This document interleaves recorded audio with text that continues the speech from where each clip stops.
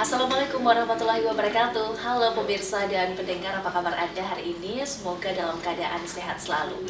Senang sekali saya Wafik Asisa bisa kembali menyapa Anda dalam program Bicara Makassar Bicara.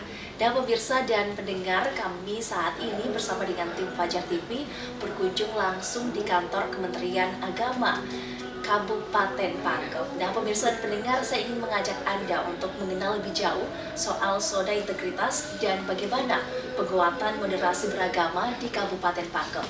Untuk membahas hal ini lebih jauh, sudah hadir bersama kami saat ini Pak Haji Muhammad Nurhalik, SOS MA, Kepala Kantor Kemenak Kementerian Agama Kabupaten Pangkajene, Kepulauan Provinsi Sulawesi Selatan. Assalamualaikum Pak.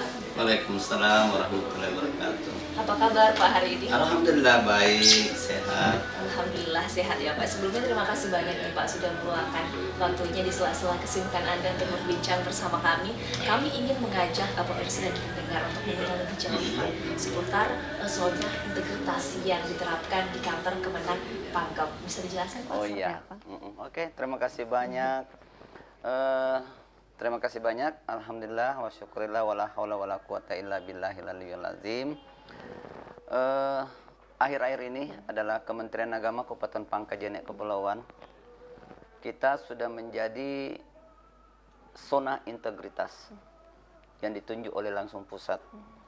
Nah, dalam zona integritas ini banyak perubahan yang kami lakukan. Yang pertama adalah bagaimana pelayanan kepada masyarakat yang datang ke kantor kami. Kemudian yang kedua, bagaimana karakter pegawai Kementerian Agama itu sendiri yang harus kita rubah. Yang ketiga, bagaimana lingkungan di Kementerian Agama itu yang harus mengikuti bagaimana zona integritas bisa kita wujudkan. Zona integritas bukan sekedar slogan semata, tetapi ada action yang harus kita lakukan. Di mana pelayanan Kementerian Agama kepada masyarakat yang tadinya kurang ramah atau tidak ramah, kita sudah mengajak masyarakat, khususnya pada pelayan PTSP, Pusat Layanan Terpadu ini, dia harus betul-betul menghadapi masyarakat yang membutuhkan pelayanan dari Kementerian Agama dengan penuh keramahan. Bagaimana bisa kita mendekatkan pelayanan itu kepada masyarakat ketika kita tidak bisa memberikan pelayanan yang prima. Taruhlah dalam zona integritas itu, begitu masuk pintu gerbang Kementerian Agama, kita akan dapatkan security yang ramah, yang murah senyum, kemudian diantar masuk kepada ruangan tertentu yang namanya ruang PTSP. Di sinilah PTSP meramu sedemikian banyak surat ini ketika mau masuk, apakah dia harus masuk ke seksi mana, karena di sini ada seksi haji, seksi pendidikan agama Islam, ada penyelenggara zakat wakaf, ada seksi bimas Islamnya. Ini semua dilihat dari surat yang masuk. Nah, dalam surat masuk itu ada juga yang mau koordinasi dengan pejabat setempat, pejabat Kementerian Agama, baik dari kepala seksi, kasubag tata usaha maupun kepada kepala kantor itu sendiri. Dan kalau itu dibutuhkan, maka kita harus layani di ruang tertentu. Ada namanya ruang mediasi. Yaitu untuk sementara zona integritas yang kita ini. Kemudian yang berikutnya, kita mau menghilangkan image kepada masyarakat bahwa setelah kita masuk zona integritas dan itu memang tidak boleh terjadi, adanya mungkin terjadi pungutan liar. Ya, ini tidak boleh sama sekali. Taruhlah kalau kita didatangi kadang-kadang ada hal-hal yang kami sudah hilangkan sama sekali. Jadi kami punya kantor ini penuh dengan CCTV. Iya. Apapun yang terjadi di kantor ini semua bisa dilihat dengan CCTV. Ya, Pak, ya, kami pantau dengan langsung. Seperti ada yang di ruangan saya itu CCTV-nya sudah berjalan dengan bagus. Nah, oleh karena itu saya sangat berharap bahwa program zona integritas set ini yang kami terapkan di Kementerian Agama Kabupaten Pangkep bisa berjalan dengan bagus, di mana kami sedikit demi sedikit kami mengerem pegawai ini kalau bukan jam istirahat. Iya. Tolong kita berada di meja kita masing-masing. Jadi betul-betul memaksimalkan pelayanan kepada masyarakat. Iya. Ketika kemudian Pak, ada masyarakat tanda kutip yang menemukan ada penyimpangan begitu ketika melakukan proses pelayanan. Bagaimana cara mengakses pengaduannya sendiri Pak? Oh iya. Akses pengaduannya kami sudah membuat suatu layanan pengaduan online Jadi seluruh masyarakat ketika mendapatkan pelayanan yang tidak sesuai dengan prosedur tetap di Kementerian Agama, boleh mereka masukkan di layanan pengaduan itu. Kami akan meramu, kami akan sampai hari ini, alhamdulillah belum ada pengaduan yang masuk. Berarti pegawai saya, karyawan saya bisa mengatakan berarti dia bekerja dengan baik. Karena kalau ada yang dilayani kurang bagus, tentunya masyarakat itu berhak untuk melayangkan suatu pengaduan. Karena kami sudah layankan dan kami sudah pasang di depan kantor kami ada layanan pengaduan. Nomornya tertera jelas ya Pak ya. Jelas. Jadi masyarakat kalau ada apa-apa boleh langsung WhatsApp. Ya, silahkan. Nah, dari Kementerian Agama sendiri Pak, untuk kantor wilayah yang ada di daerah, apa target yang ingin dicapai untuk zona integritas sendiri? Target yang paling mendasar dalam zona integritas ini, SZI ini, adalah tentunya memberikan pelayanan secara total ya, kepada masyarakat.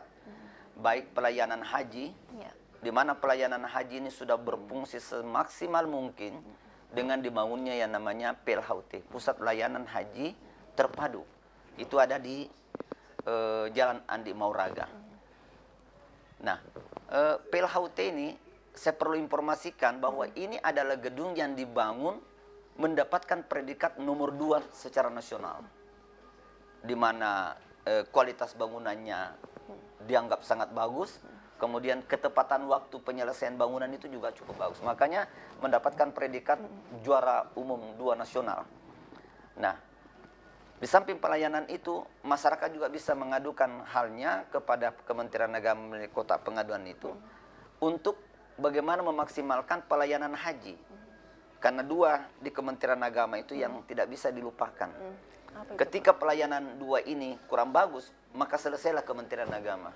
Itu bisa menjadi cemon. Pertama pelayanan haji, kemudian pelayanan pernikahan di kecamatan.